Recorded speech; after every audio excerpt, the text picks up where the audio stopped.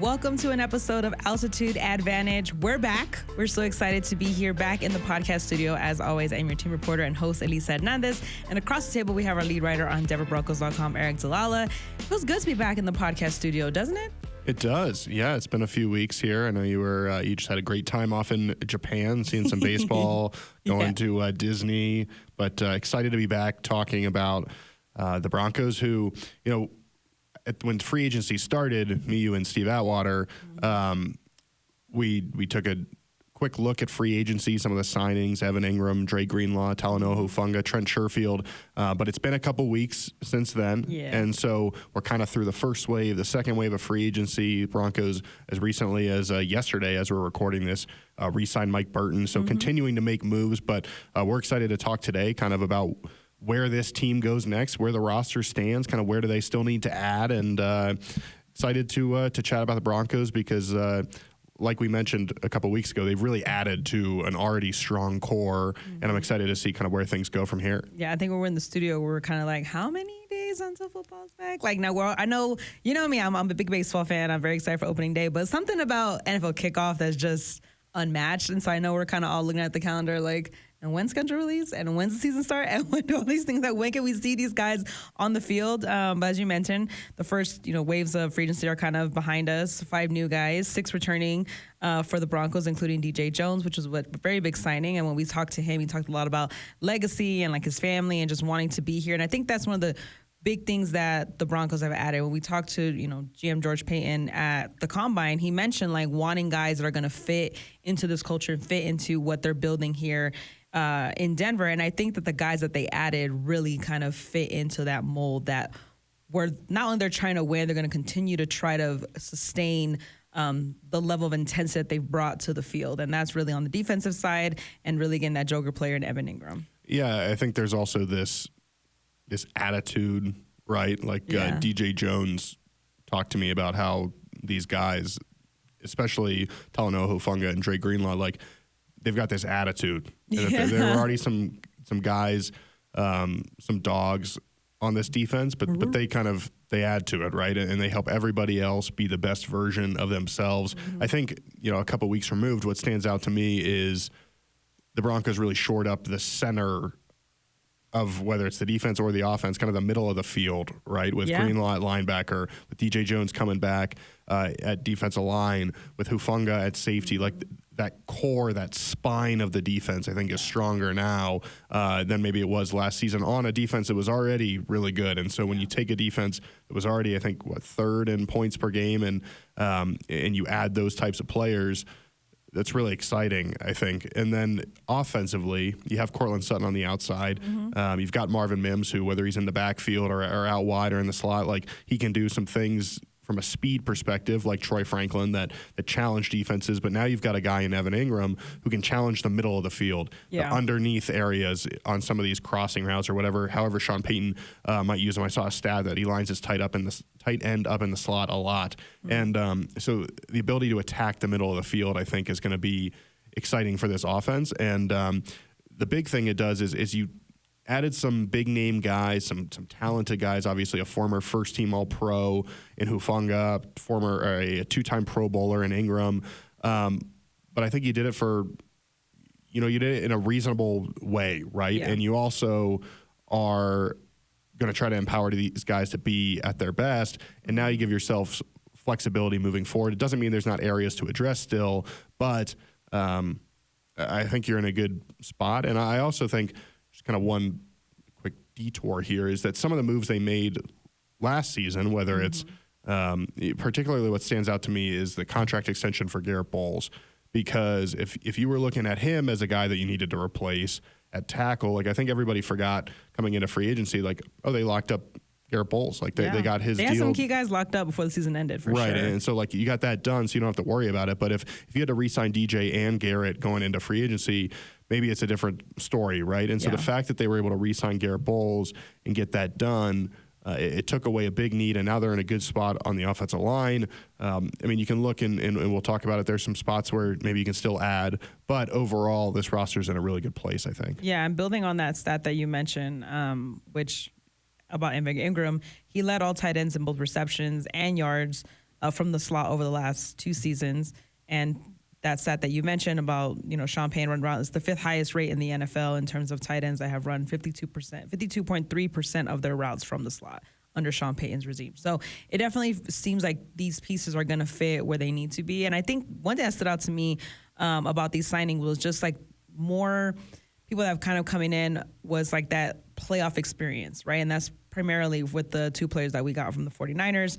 But I think just having that kind of mindset, because a lot of the conversation going into the playoffs last year was like, there's a lot of the guys' first times, a lot of understanding the speed. And I think having 2 guys that have been there, have been to the promised land of a Super Bowl berth, I think is really going to help add to the team, not only from a toughness perspective on the field, but mentally as well. And I think that's part of what you want when you get these free agency signings. Yeah, definitely. I think that's a good point that they, Hufanga, Greenlaw, they've had that success. Obviously, haven't won one, but they've, like McGlinchey, they've been to that point, right? And so that's helpful. And again, the work still has to, we said this with Steve, the work has to start over. Like, you don't just get to pick up from 10 wins. But I do think when you look at this roster, the Broncos didn't lose a ton of guys. If they come in and pick up, put that work in and continue to build in year 2 with Bo Nix, I do think it's exciting to think about where this team could go. And I think the more exciting thing is we're not done yet, right? Like, we still got free agency. Like, the latter waves are still guys you can add. And then the draft is coming up. And I think, if we want to get into that. Let's get into it. I think going into free agency, everyone was like, Loveland, like tight end from Michigan. He's the guy that the Broncos have to take. And now it's turned into like Marion Hampton, right, is the guy that everybody is saying the Broncos are going to take, the running back out of North Carolina. I think that based on how the Broncos attacked free agency, approached free agency, that they could go any number of different directions. And that's not to say they don't need to add a running back at some point, but you could still do that in free agency, whether it's now or after the draft. You could go and get a running back in the first round.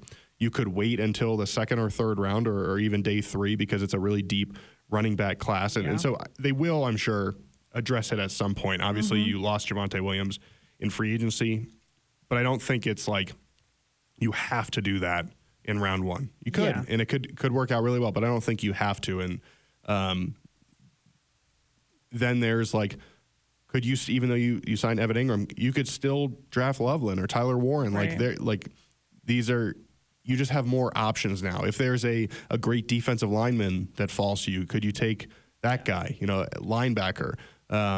Like, if there's a great, I think Malachi Starks from Georgia has been mentioned and linked to the Broncos. Like receiver. There's a bunch of different options here where I think there's more guys, I think, now that I'd be happy with the Broncos taking than this time like a month ago, because a month ago you were like, you've got to fill all these needs. You have to find a tight end. You have to find, you got to find a solution at defensive line, whether it's re-signing DJ or drafting somebody. And now, because you hit so many of those needs, not to be cliche, but like there is this sense of, okay, there's a lot of like, just pick the best guy. And as you try to build teams into sustained winners, it helps to just pick the best player. And I think the Broncos are at a point now where, it's been a long time since the Broncos could just sit and pick the best player. Like last year, they needed a quarterback, right? And like, they obviously love Bo Nix, and we saw why they love Bo Nix based on how Bo played. So it was absolutely the right choice. But like, back in 2016, they needed a quarterback. 2019, they needed again and again, they've kind of had to draft for need to some degree. And I think the fact, like, think back to 2021, George Payton took Pat Surtain, who was the best player, instead of forcing it by taking a quarterback there. And now you've got the defensive player of the year on your roster. So that just shows kind of what happens when you draft the best player. Pick number 20. In some ways, it's like less clear what they're going to do because they filled all these needs. Right. And I think that's part of the fun, though, right? And that's one of the positions you're trying to be in, where every time I talk to different GMs or scouts and things like that, they're like, everyone has a plan, right? The draft is unpredictable. Teams trade up, teams trade down, et cetera, et cetera. But you want to get into a position where, because of the work that you've done during the season and you're confident with your guys, the work that you've done in free agency to continue to build on this team, you go into the draft with your eyes a little more wide open. You can say, okay, like to your point, it sounds so simple that it's like, wow, like that's the plan. But it's like sometimes, yeah, you just have to relook at the board when things fall, when they do, when the Broncos pick at 20 and see who is the best guy on the board right now. And let's just grab him, you know, regardless of what that position is going to be. And I think that's part of the fun of the draft and kind of those couple of days. And again, the draft is April 24th through 26th, right there in Green Bay and Lambeau Field. It's going to be really exciting. But looking at these like pending roster needs, you mentioned like a running back and things like that. I think the good thing about this team is that they have the pieces that now it all starts, like you said, with the quarterback. And now that you have that, it's like it opens up your playbook a lot more of how you're going to continue to build this team, especially a team like this, which as Sean Payton said, is going to be a problem next year. And it's a problem that they're going to continue to add on. Yeah, I mean, I think in addition to running back, you always, you know, can use more offensive and defensive linemen, and we've seen Sean Payton prioritize that for his career. I think wide receiver is a position that has been linked to the Broncos, whether it's, you know, McMillan from Arizona, whether it's Matthew Golden from Texas, you know, just adding another pass catcher there. We mentioned, I think at some point in the draft, you'll still add a tight end. It might not be, you know, Colson Loveland in round one, but it might be, you know, Harold Fannin. It might be, you know, a couple local guys, right, that we've seen. Alan Warren, Penn State. Yeah, yeah, exactly. Like, and then some local Colorado guys that are you know, have reportedly had visits and could be linked based on their connection to Colorado. Yeah. So I just think that like that's a position that at some point you'll probably still add to. You know, it's a group that you obviously still have a couple guys there, but just I think from a production standpoint with Evan Ingram, you could easily get 100 catches from him, right? But also like, well, the way his production has gone over the last couple of years, right, too. If you told me they're going to draft a linebacker, you know, that's another option where you can always add young talent. And so I don't know that there's like a glaring need other than running back at some point, but I think just the nature of the running back position means that you don't have to do it in round one. And like if you needed a quarterback or you needed a tackle or you needed an edge rusher, I think it's easier to say like you have to take that position in the first round because the talent just kind of declines, right? There's like that's a premium position, but running back, you tend to see guys, or tight end, you tend to see guys like, think of where George Kittle drafted in the 5th round, Travis Kelce 3rd round. Like you can find these guys later. So yes, there's some different options. Well, also I think like the Broncos have done a good job of finding those late round gems as well. Jonathan Cooper being one of them, and kind of the way that he's been playing. And then obviously he got re-signed during this past season. And to your point on the running back position, I mean, look at Isaiah Pacheco from the Chiefs. I mean, they drafted him very late out of Rutgers, and the way that he was able to produce even as a short, kind of like a short yard back, and then potentially like is eventually exploding into a much more dynamic running back. But they didn't get him in the first round. They found him much later. And so I think, to your point, I agree with you in the sense of like, yeah, there are the fancy names that you want, but they're probably going to be gone by the time the Broncos pick at 20. But that doesn't necessarily mean that they're not going to find someone that's going to come in and be a dynamic player on this roster. I mean, I think the one thing that I really noticed about just the coaching staff here is their ability to develop that talent, right? And no matter who comes in, finding the best and pulling it out of them. And whether that takes, 1 year like with Bo, or it takes a couple years and you have production like you have from Nick Bonito, where there was a point in the season where we were like, man, is he going to make a run for Defensive Player of the Year the way he was playing? It's just the constant development that I've seen from this team that I'm not really worried about which guys they pick and where, because I know once they get into the building, they're going to get the best out of them. Yeah, for sure. And I also think you tend to see, like we talk about adding talent, adding people to this roster, like a lot of guys take a big step in year two. And so it's possible you see like Audric Estime take a big step, or Troy Franklin, or Devon Vele, Jonah Ellis. Obviously, like you hope Bo does as well, but he played really well just as a rookie. Yeah. Chris Abrams-Drain, like there's some guys here that if they take a step, it's almost like you've added guys in a sense because they're in year two and they're more comfortable.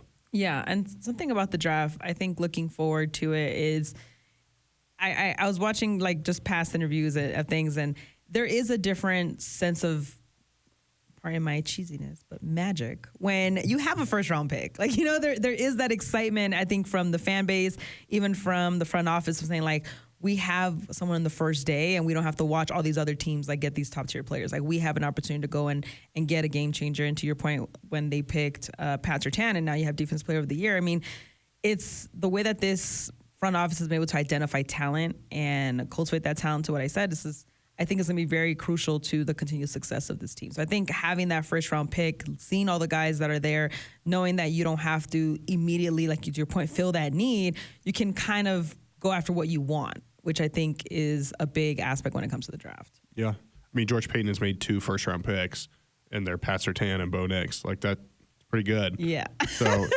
I'm excited to see kind of what he and Sean Payton do moving forward. Yeah. We're about a month away. Still, you know, we're heading down to Palm Beach next week to the NFL annual meeting. Are you excited for palm trees and sunshine? Yeah, of course. I love palm trees and sunshine. For those that don't know what we're talking about, we're going to the owners' meetings down and there in Florida for a couple of days. And that's always interesting because that's where a lot of the rule changes are being made and a lot of things like that. A lot of the owners kind of meet up, coaching staff, things like that. It's my first time going down there, but I mean, are you excited? I mean, what am I going to expect down there? Yeah, I think it's a great chance to hear from leadership, hear from, you know, every coach does a round table, so we'll get to hear from Sean Payton. You know, expect to hear, last couple of years we've talked to George Paton as well. So it's a chance to talk to leadership, and obviously haven't gotten Sean Payton's thoughts yet on free agency. So I'm excited to hear what he has to say about some of those moves. And we'll be here to bring kind of everything that they say right to Broncos country. And it's kind of, it's a little bit of it's that next step between free agency and the draft. And then they'll kind of, you know, reassess where the team is, where they still need to improve. And it'll be exciting. Yeah, I mean, last year it was all the buzz about the new uniforms and all that kind of stuff, and it was really fun. Like, looking back to see like everyone teasing it, like they're coming, and now to see all the uniforms that came out this past year and the way the fans love them, it's just, I think it's really exciting to kind of see like the foreshadowing, like to your point, of what's to come in the season. So owners meetings are important, and we're going to be down there to bring you all that coverage. So make sure you guys go to denverbroncos.com to not miss out on anything, including going back to watching our studio analysis that we had with Steve, right? We had to plug that back in. That's right. Yeah. If we haven't had anything on this channel, but if you were looking for a little more in depth or our instant reaction to some of those free agent signings, go check it out on YouTube or denverbroncos.com. Yeah. All right, well, we're going to get out of here, get ready to pack for that sunshine and palm trees. I am very excited.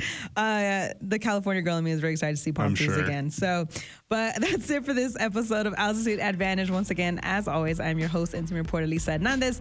And across the table, we have our guru and lead writer on denverbroncos.com, Aric DiLalla. Once again, don't miss out on anything. Make sure you guys visit us, touch base on YouTube and the website for all the latest.